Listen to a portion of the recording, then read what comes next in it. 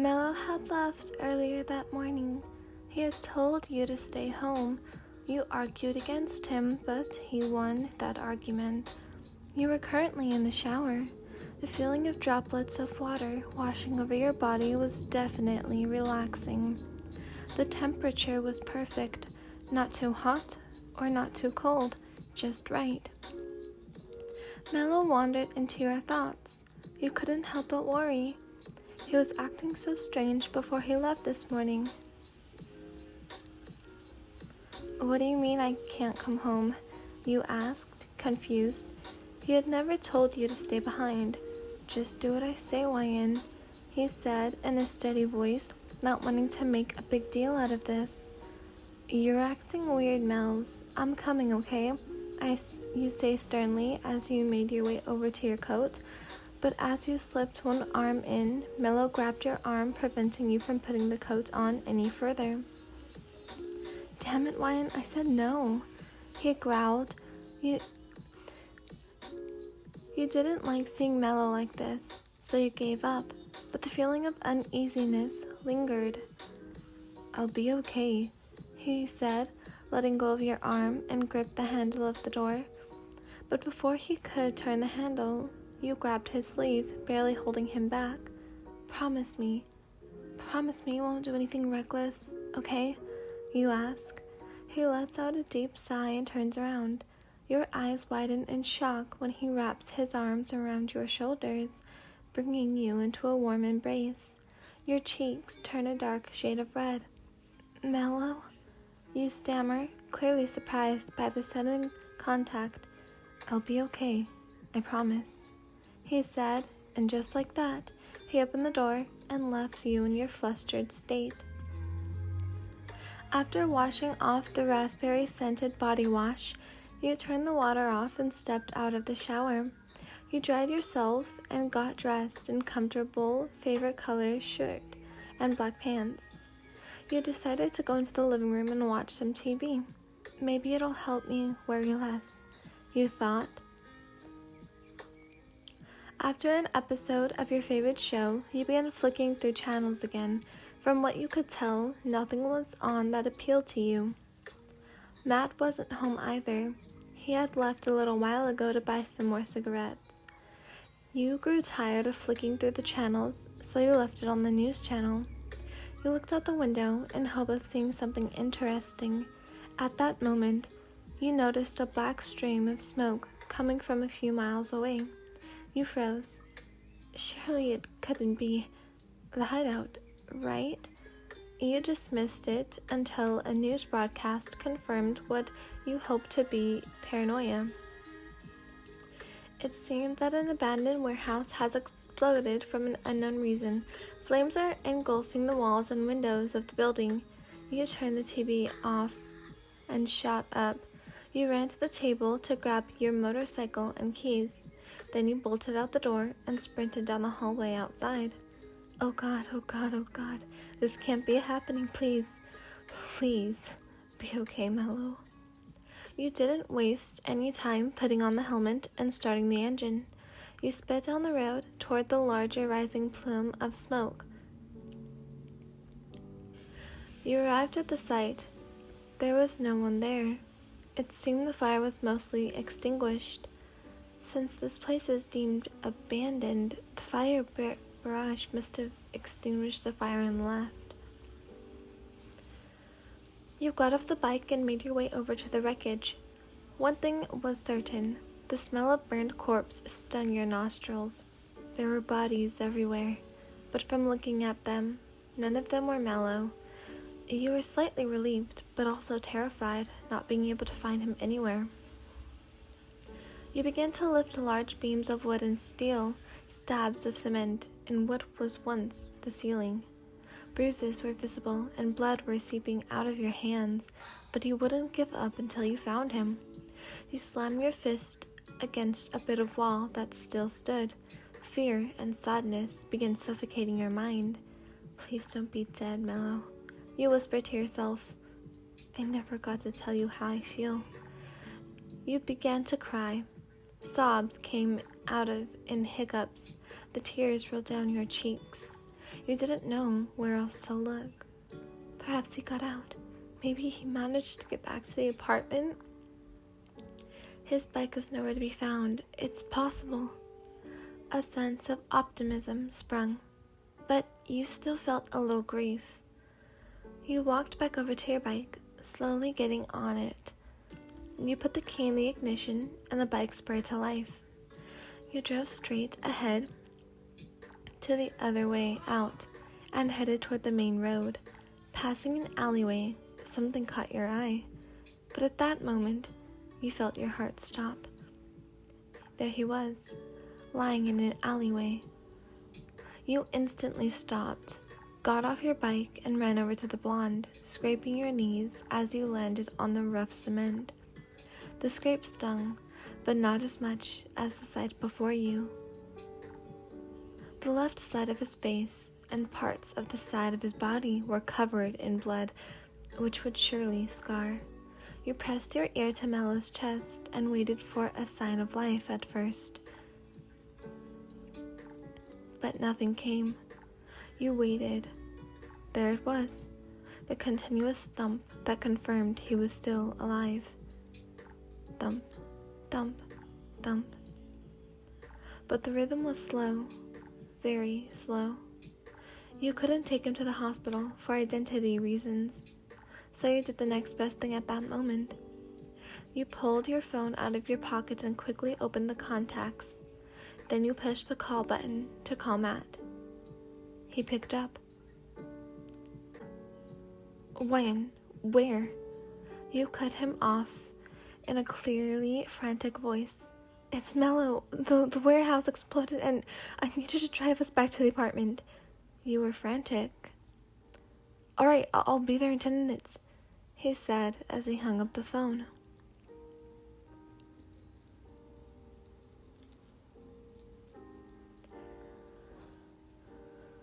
Once you arrived back at the apartment, Matt carried Mello back to the room because he was too heavy for you to lift.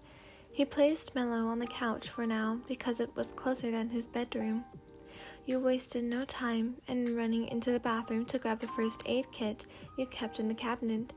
You decided to keep one in there while back after Mello accidentally shot himself, the idiot. You came back into the room with the kit and a few soft towels to clean up the blood into his wounds. Matt, I need you to fill a bucket with water, okay? You asked, and he nodded, then disappeared into the laundry room. Moments passed, and he came back with a bucket of water and placed it beside you. As you put the multiple rags into the water to soak, Matt grabbed his keys. You turned to him with confusion. Mello will need some painkillers when he wakes up. We don't have any in the apartment, so I'm heading out to get some. I'll be back in a bit. Just keep his burns hydrated, okay? He said and walked out the door.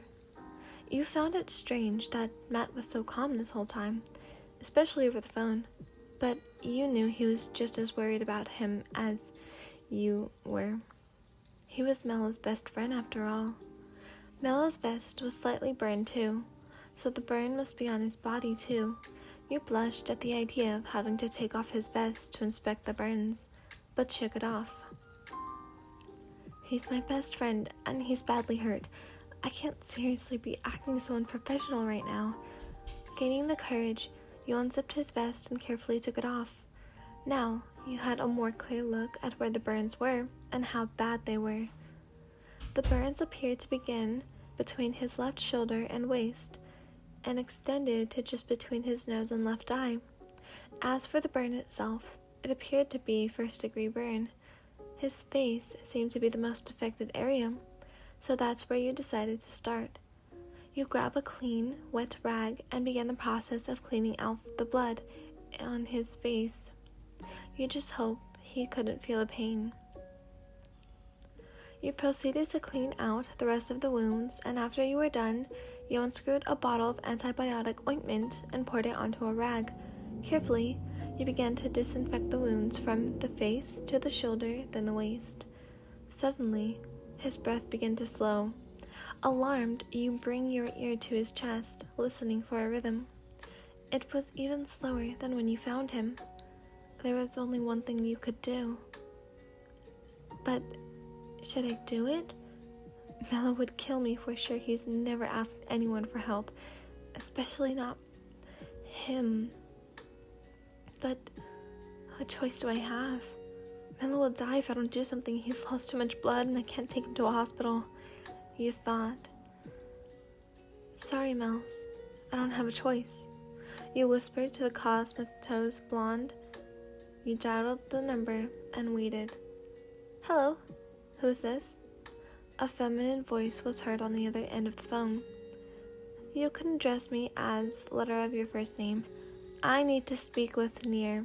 This is a matter of life and death. You explained. There was a slight pause, then you heard a familiar voice. A voice you hadn't heard in over 3 years. Wyan, what's the matter? He asked gently.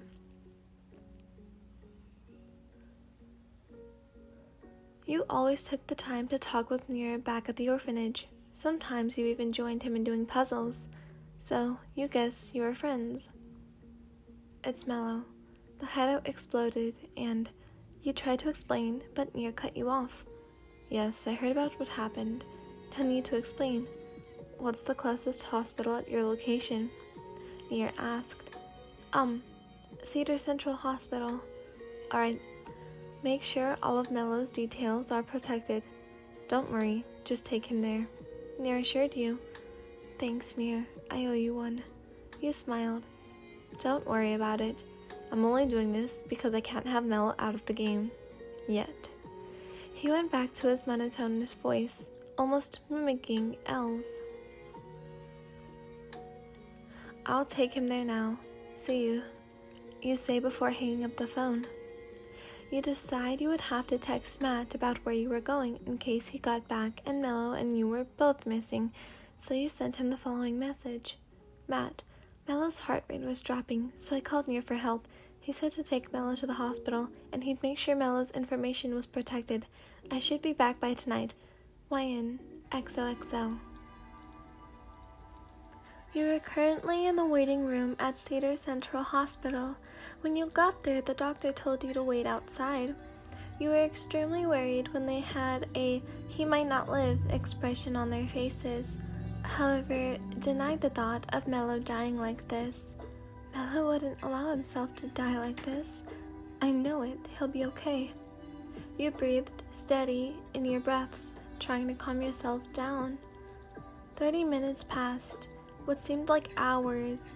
The doctor finally came out of the room and walked up to you, about to give you the news on Mello's well-being. Your friend, he's going to be just fine in due time. He just needs some rest, the doctor informed you. You had a relieved smile plastered on your face. Thank you, doctor. You thanked him. Just doing my job, he said, smiling.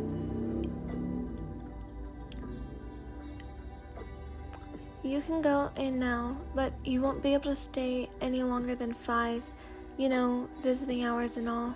He said that was enough for you. I understand, thanks, you said, slightly above a whisper, and walked past him into the room. There he was, Mello, at the far edge of the room near the window. What you first noted was how vulnerable he looked. His skin was so pale, and he looked so fragile and weak. His burns were covered with damp towels to keep them hydrated. You grabbed a chair and sat by Mello's side. You weren't sure what to do.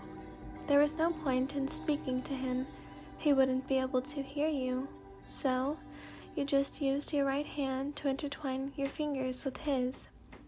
Then you blushed slightly. His hand was cold, almost lifeless. You rested your forehead on your intertwined fingers and silently wept.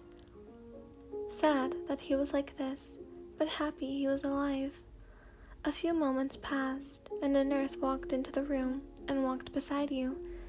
Excuse me, but visiting hours are over now. You can visit your boyfriend tomorrow morning, she explained in a sweet voice. You lifted your head slightly to look into her eyes, your eyes clearly saying, but I'm worried about him. But then you realized what she said and bolted your head up in embarrassment. What? It's not like that. We're just friends. You stammered. Oh, I'm sorry for my mistake. She apologized. Hey, YN, I got your text. What? You cut Matt off by explaining. Like I said in the text, I took Mello to the hospital. But don't worry, I made sure his identity was protected, you said. Matt gave you a confused look. I called near, you said, defeated. Mello's going to kill you if he finds out, he said, tapping away on his Game Boy. I know, you said in a guilty voice. I'm not mad at you, YN. I would have done the same thing. He forces his attention to you. But you know Mello's going to flip out. Are you going to tell him? He asked. That was a good question. If you tell him, he'll be angry. But if you don't tell him, he might not find out at all. But if he does find out, he'll be even more angry because he feels you can't trust him. Be careful with what you choose to do, Matt advised. Yeah, I know, you said, sitting beside Matt on the couch. You were surprised when Matt wrapped his arms around you, making your cheeks turn slight pink. Matt? You asked, confused by a sudden action. It'll be okay, he said, rubbing your back soothingly. You felt tears begin to brim your eye. Matt, I'm scared. I don't want anything bad to happen to him. You sobbed. I know. Neither do I, he said, continuing to comfort you. You like him, don't you? Matt's bold question made you stutter nervously and blush furiously. What? You stammered. No, of course not. He's... You stopped mid-sentence, not knowing how to finish it. Okay, I like him only a little, you said with a pout. You're head over heels for him, I can tell. Matt chuckled. You grumbled when Matt let you go. You fell face first into the couch in an attempt to hide your face. You should probably get some rest if you want to visit Mello tomorrow, he said as he turned back to his Game Boy. Yeah, I guess, you said quietly and made your way over to the bedroom the three of you shared. It was a small apartment, deal with it. You curled up in your bed, pulling the covers over you. You let out a deep sigh. You couldn't stop worrying about Mello. The idea of him dying crushed you. Life had its way of breaking you emotionally. You never even got to tell him how you feel. You made up your mind. You were going to tell Mello how you felt when you woke up. Well, that's if he wakes up. But let's not get there just yet.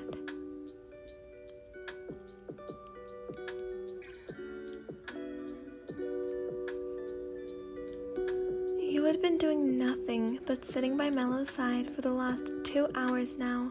Matt stayed for a while, but he left a while back because he was busy. You put yourself to work. Mello was lying in a hospital, and this made you unable to concentrate on your job. Your fingers intertwined with his. You stared at his heart monitor. His heart rate had returned to normal, but you had hallucinated the monitor cutting off to 0 earlier. Am I going insane? You thought. The only sounds you could comprehend were the sound of Mello's heart monitor and various other machines that had no idea how they functioned. And of course, the footsteps outside the hall. The doctor hadn't come by this morning so far.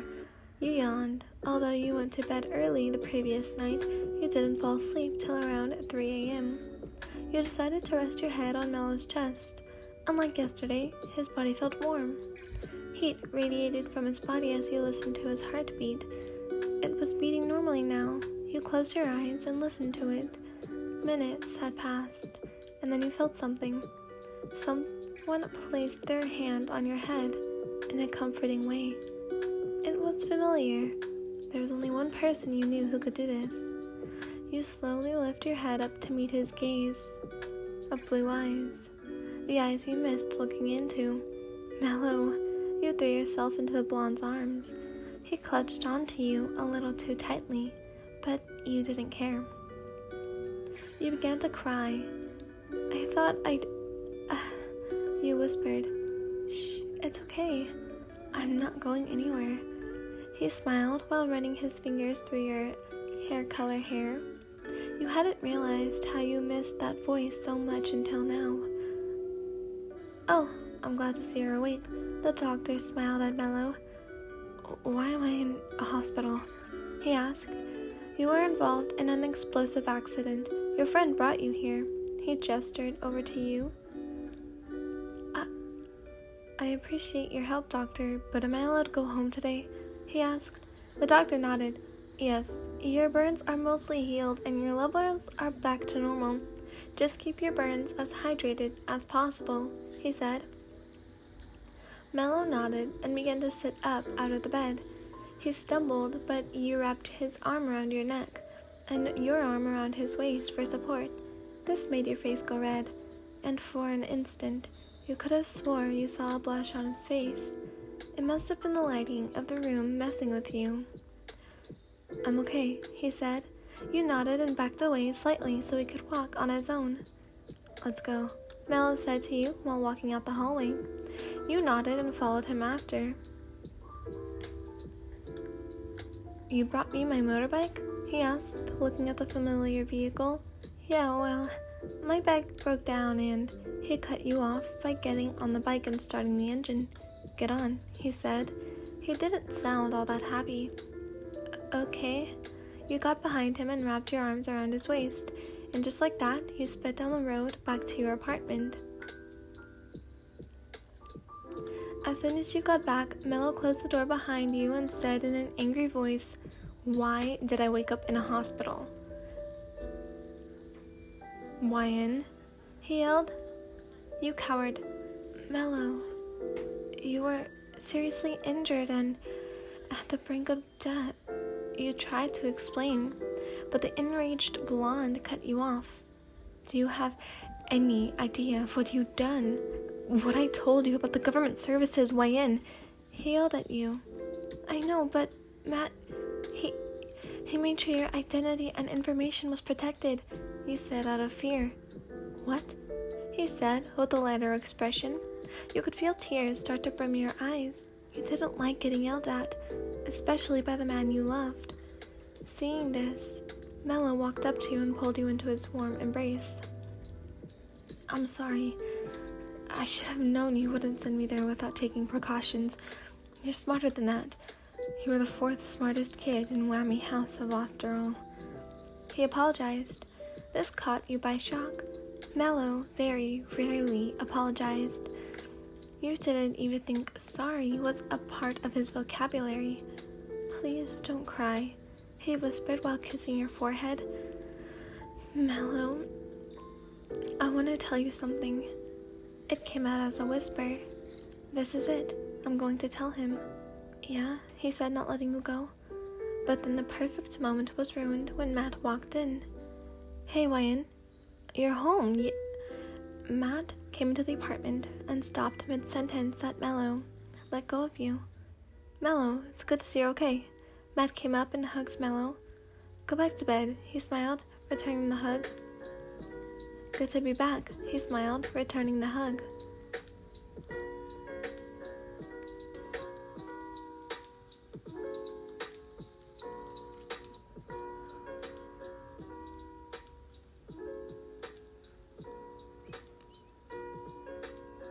You woke up later that day. The alarm read 5:22 p.m.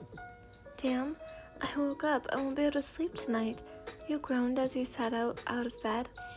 You turned your head to find Mello sleeping in his on the other side of the room. He looked so peaceful. You got up and sat on the side of his bed. You ran your fingers through his blonde hair. You really were head over heels for him. You got up and made your way to the kitchen. You were never good at cooking, so you never really made breakfast. But after looking around a bit, you felt a sudden sweet tooth and opened the fridge to retrieve one of Mello's chocolate bars. You went and lied down on the couch with your laptop and chocolate bar in hand. Matt was nowhere to be seen, so he must have went out earlier. As soon as you logged in, you opened a few separate documents and began scrolling through for information, looking for leads on the 𝗵cie case. About half an hour later of being on the laptop, you felt a pair of arms wrap around your shoulder and a chin rest on top of your head. Why are you eating one of my chocolate bars? He asked with a little irritation in his tone. Morning to you, Mel's. You rolled your eyes. Whatever. So what are you doing? He asked. Not much, just looking into the 𝗵cie case, you said. Found anything? He asked. Not really, but Nir's been sending me some information regarding the case. He hasn't told me anything crucial enough for me to start interrogating anyone, though. You turned your head to catch Mello blushing. From that look, you could tell he wasn't listening. You pouted annoyingly. Are you even listening? You asked, slightly irked. Yeah, why wouldn't I be? He stuttered, still blushing. The blush was so adorable. It wasn't normal to see someone like Mello getting all flustered like this. Are you blushing, Mels? That's so adorable. You teased the blonde. No, I'm not feeling well, that's all. He once again stuttered. Oh, do you want me to be a sexy nurse? He teased. What? No, hell! He shouted, surprised to your response, with an even deeper shade of red on his face. I'm just kidding, you chuckled. Whatever. Mello groaned and walked into the kitchen to fetch a chocolate bar. He noticed the desk light shining through the window. He seemed puzzled. How long was I asleep for? He asked. Quite a while. You almost slept the whole day. You should eat something, you suggested, whilst shutting the lid of your laptop. Like what? He said in a sassy tone. I don't know. There's a few packets of ramen in the pantry, you pointed out. You expect me to live off of ramen? That's all you've been buying lately? He irked. I don't know how to cook, so deal with it, you responded rather coldly. Are you going to eat it or not? You asked. Maybe later. He walked over to the balcony doors and opened it. You set the laptop back on the couch and got up to follow the blonde. He left the door open, so you walked out onto the balcony and closed the door behind you so it wasn't wasting the cold air conditioning. Mello leaned against the railing and looked out onto the horizon, his mind deep in thought. Hey, Mels, something on your mind? You asked. He seemed to snap back to reality, but shrugged it off. No, it's nothing, he said, dazed. The both of you looked out onto the sunset. It was very beautiful today. This day was the perfect chance, the perfect time to confess. Mello, what I wanted to tell you yesterday, you said, getting his attention. Yeah, what was it? His voice was soft. Mello, you suddenly froze, unable to get the 3 words out. You began to panic. Your heart started beating faster, and you were finding it difficult to breathe. You couldn't take it. Never mind, it's not important, you said quickly and went back inside, shutting the doors behind you. Mello looked confused of your sudden leave, but didn't think much of it. You went back to your room and stuck your head into your pillow, crying your eyes out. I can't believe I humiliated myself like that. You cursed out, to nobody in particular. Why can't I do it? You sobbed to yourself. Why can't I say 3 simple, dumb words?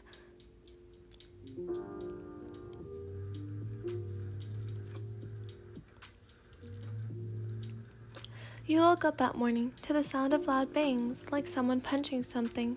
You quickly got up and out of bed and followed the direction from where the sound was heard from, the bathroom. The door was open, a fraction, so you pushed it open to wider. You peered in and saw Mello. He had taken off his bandages and he looked pissed at his new scars. Mello? You whispered, afraid of what would happen next. He turned his head slowly toward you, teeth bared and eyes narrowed. A chill went up your spine. You were frozen on the spot. Why? He yelled, clutching the unscarred side of his face. Mello, it's not that bad, you stammered, almost regretting the words. Not that bad, he said, slowly comprehending what you said. Not that bad? he yelled, and you flinched. "Look at me. I look like a freak," he yelled. "Mel's," you stammered, tears brimming in your eyes. "Just leave me alone, Wyan," he growled. You looked into his sorrowful blue eyes for an instant before backing out of the bathroom and closing the door.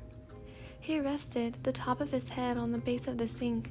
As you began walking down the hall, you could swear you heard Mello crying. "You must really love chocolate, miss." The store clerk laughed as he dropped at least a dozen chocolate bars onto the counter. "You could say that," you smiled. A few minutes after Mello's breakdown, you decided to go shopping for some chocolate since you were running low on them.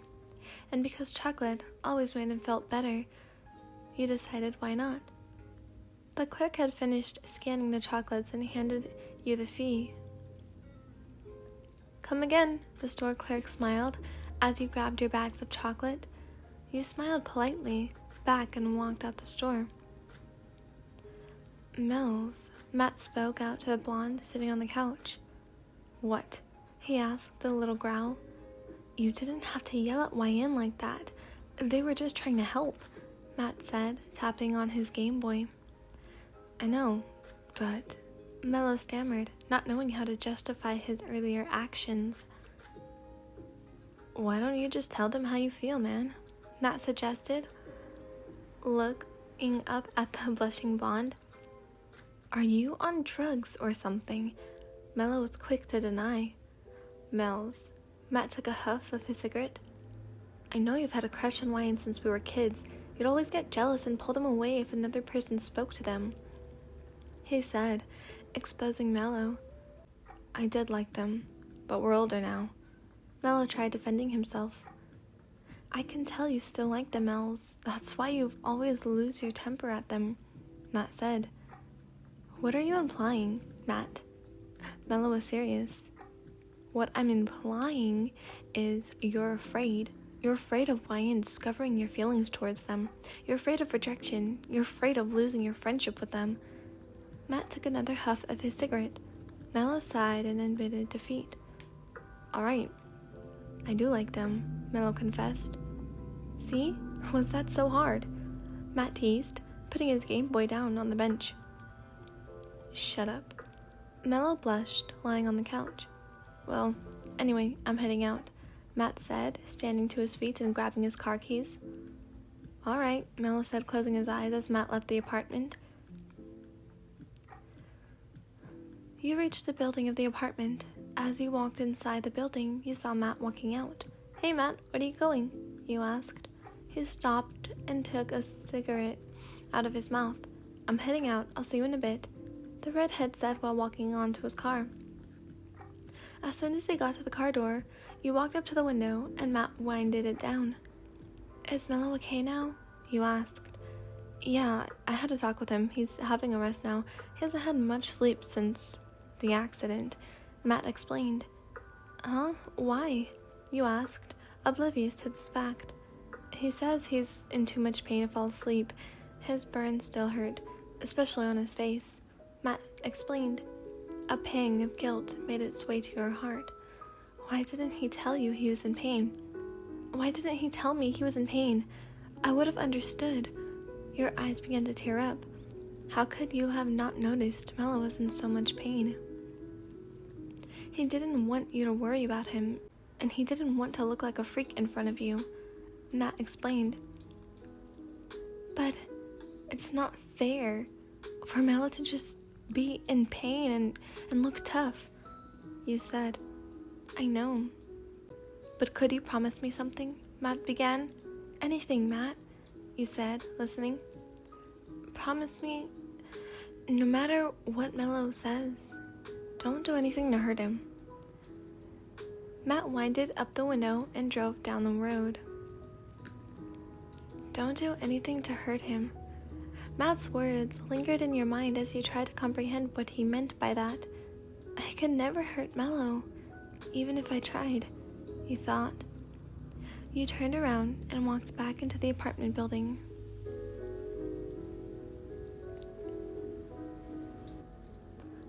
After you reached the 3rd floor, you got out and walked down to the room. You arrived at the room and opened the door with the spare keys. "Hey, Mouse, I'm back," you called out to the blonde.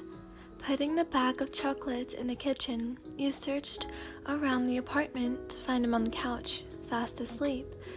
You looked down at his sleeping form and walked over to him. You crouched down so you're face to face with him and brushed his bangs out of his face. Despite the scar, he was still the same Mello you grew up with, the same Mello you looked up to, the same Mello you fell in love with.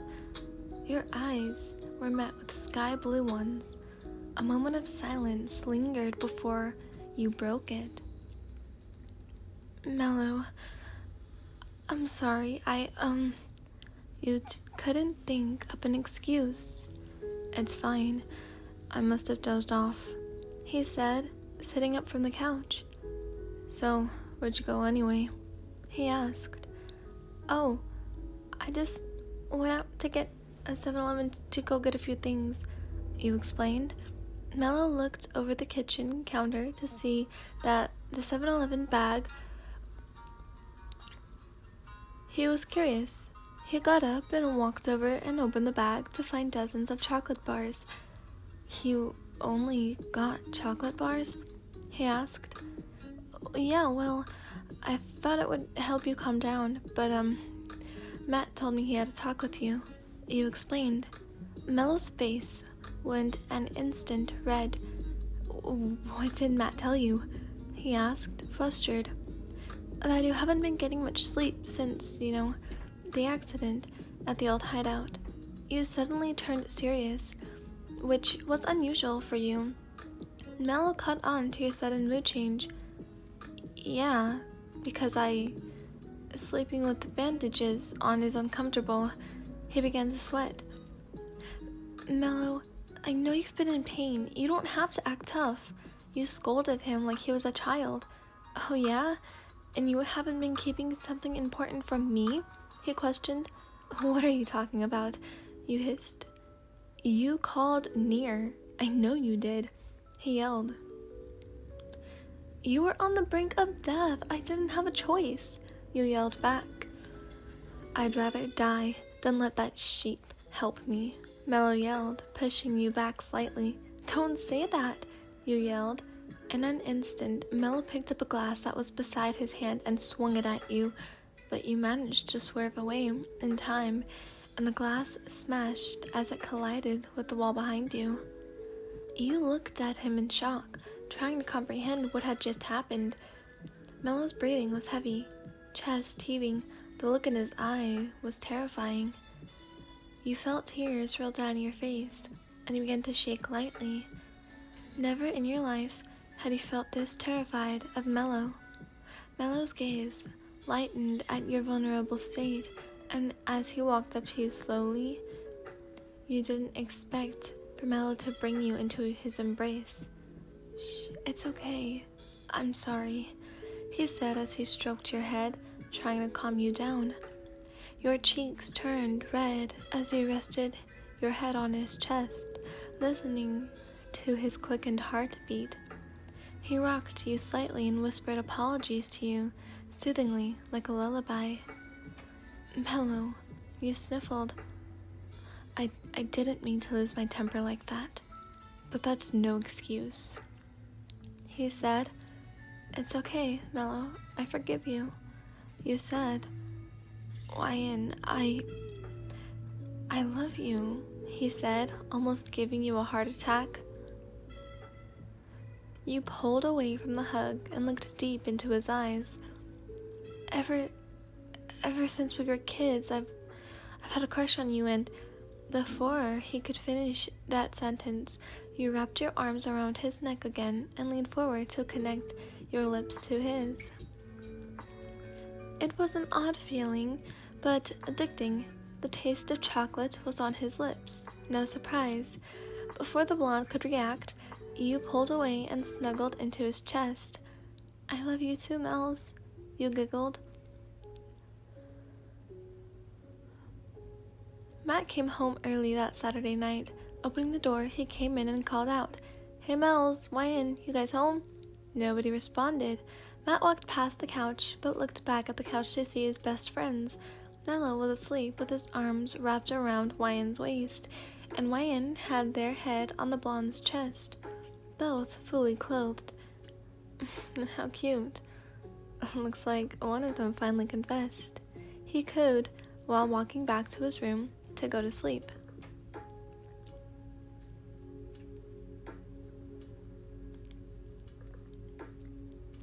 You woke up to the sunlight flooding your eyes. You groaned from the burning feeling, but before you could move, a pair of arms stopped you. You looked down to meet the sky blue gaze. "Morning. You sleep well?" he asked. "Haven't had a better sleep in a long time." You chuckled. There was a slight pause before Mello spoke. "Listen, Wyan, I'm sorry about yesterday. I understand you had to call Nir, but..." he began. But before he could finish, you shushed him by placing your index finger on his lips. "It's okay, Mello. Really," you assured the blonde. He just smiled up at you, and you lowered your head to connect your lips for a few moments. You got off him and stood to your feet and stretched, feeling your muscle and bone pop. "I'm gonna go shower," you told him, and made your way to the bathroom. You had just finished washing the strawberry-scented conditioner out of your hair, but before you could turn the top off, you heard the bathroom door open. You were not worried about him seeing you because the shower glass was tinted blurred. You thought he was going to leave. Instead, you heard the rustling of clothing that could only mean one thing. "Mels, what are you doing?" you asked him, confused. "I just thought I'd join you," he purred as he got in behind you and pulled you into a back hug. "Mello!" you squeaked in surprise, your face many different shades of red. Mello began to glide his tongue over the nape of your neck, almost teasingly. You moaned slightly, encouraging the blonde to proceed.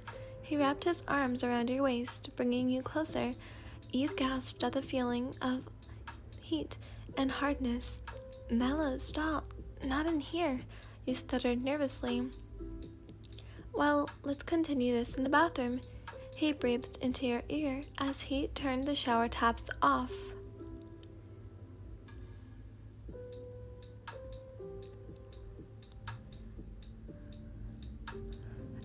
An SF warning, like a huge smut, so if you don't want to see that, please click off and leave. That is the end of the story. But if you would like to continue, Carlos, don't say nothing about this because this does not concern you. Anyways, yeah. Mello guided you into the bedroom and wasted no time in ridding you of the towel you had wrapped around yourself after getting out of the shower. The blonde pinned your hands above your head, leaving you fully exposed and vulnerable to him. He leaned down and left a trail of kisses all over your neck and moved to your collarbone. You moaned and gripped his soft blonde hair, urging him to continue. "Are you sure you want this, Wyan?" he asked, not wanting to force you into it. "I'm sure," you said carefully, but confidently. Having your consent, Mello began caressing your bare waist. His hands were so soft. He was good at this. You moaned again, encouraging him to proceed. Mello nibbled on your ear while grinding into your hips. You let out an enticing moan. You hummed as he held your chin and slipped his tongue into your mouth. You returned the tongue kiss by gliding your tongue with his and pushing the back of his head toward you to get closer. The kiss was long and full of passion. Damn, he was a good kisser. You panted from the lack of air as a string of saliva connected you and Mello. Mello moved his head lower and latched onto your sensitive nip. You moaned as you caressed the blonde's tresses. This encouraged Mello to keep going. His grinds, his hardness against your grind. You moaned loudly. He smirked at your reaction to his quote-unquote treatment. He teased. He gave your nip one last lick before his head was between your legs. You covered yourself, blushing in embarrassment, but before you could process what was happening, he slipped his tongue over. Mello, you cried out in surprise as he did circles with his tongue. Then he licked up and down a few times for a bit, and then sucked. You bucked your hips from the pleasure. You were close to release, and he could tell from your face. Almost there? We aren't done, he said with a sexy smirk as he took your face away from between your legs. You placed a hand on his chest and pushed him back up onto the mattress. This was your chance to dominate him. Without hesitation, you backed up so you sat between his legs, and his legs were rested on either side of you. You reached and grabbed a hold of his shaft. He gave a surprised moan as you began stroking his member. You then slowly took him, inch by inch, into your mouth. He let out a growl of pleasure and grabbed the back of your head, encouraging you to take him further. You went further until the hilt began bobbing your head up and down, sucking slightly. Mello tried to warn you of his release, but then you took him away from your mouth and started to stroke it again. So it stayed hard, but not enough to make him release. Not yet, you said seductively.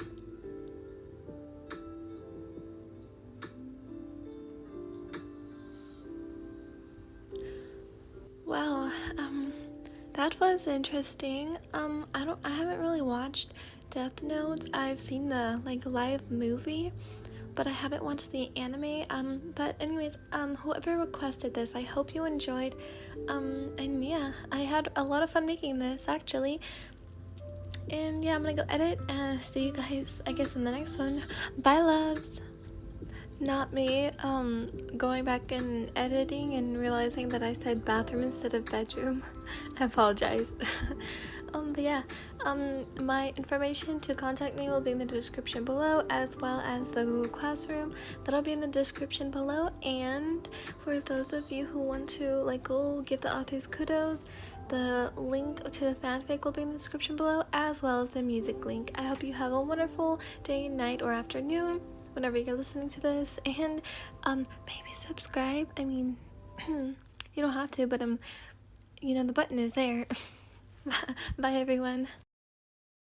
You better listen up.